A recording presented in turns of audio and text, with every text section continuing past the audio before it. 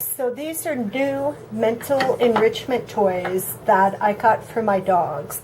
And when I first start introducing these, I'll take them out and I'll use high motivating treats inside each one. On this particular toy, they have to remove each one of the blocks in order to get access to these treats. And then what they need to do is use a nose push or a paw push to get to the rest of the little treats inside the small circles. So on this particular toy, they have to remove each one of the blocks or it won't shift. And once all four of the blocks are removed, then they can shift it with their paw or with their nose. So I usually start off with high motivating treats, and when they get good, then I start using it for meal time. This toy is very similar as well. When I started out, again, I used small portions of high motivating treats, and for this one as well, all four of the little paw cups have to be removed before they can do a nose push and then push it on to the next rotation. So again, these are little puzzle toys and it's great for mental enrichment.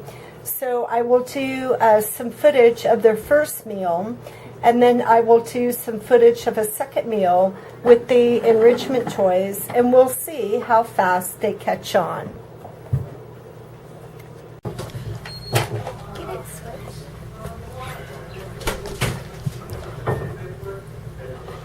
So this is Switch's first stationary puzzle toy, although he's pretty good about figuring out things and troubleshooting things. So throughout this footage, you'll hear me give him a little bit of verbal encouragement to help get him on the right track.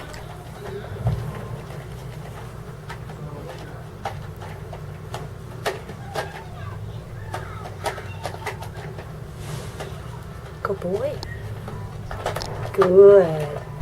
Yeah. Good job.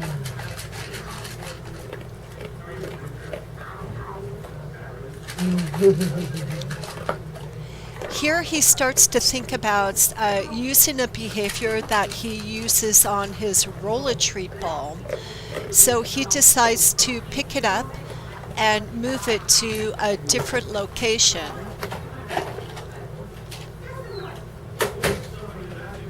So this is the behavior that he would normally do with this roller treat ball. It's the exact same thing. So I go back in the bedroom and I pick up what's left of the puzzle toy.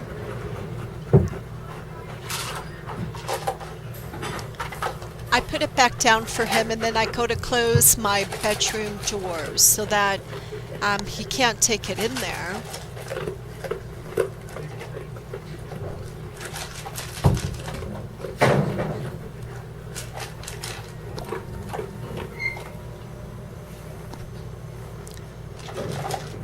And from this point on, I fast forward the footage so you can still see the end result, but it's not going to take so much time for you to observe it and go through it.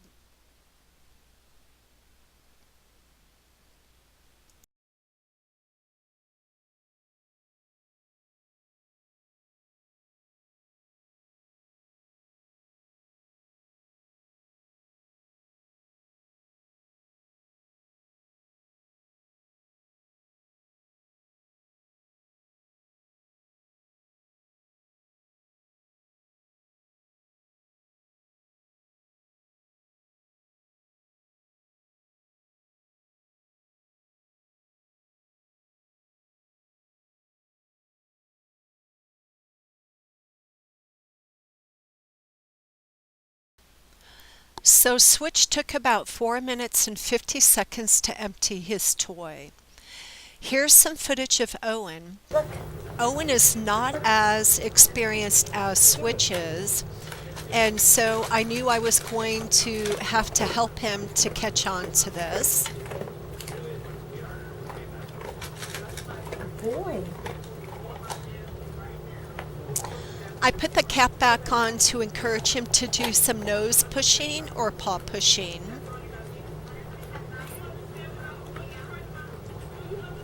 Good, good. And Owen has a habit of laying down when things get to be too difficult for him. Good. He's wanting me to actually help him a little bit more, make it easier. And I wanted to encourage him, but I didn't want to do all the work for him. Get it.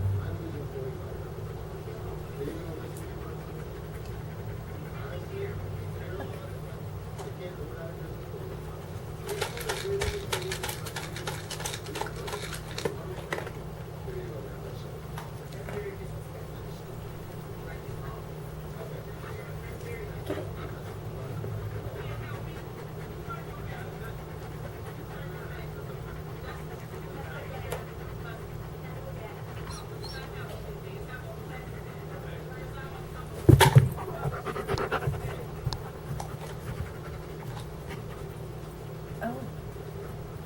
Get it. Yes. Get it. Yes. So you can see where Owen needs some extra work on puzzle toys. And if I keep introducing them to him, he's actually going to get more better about emptying them out.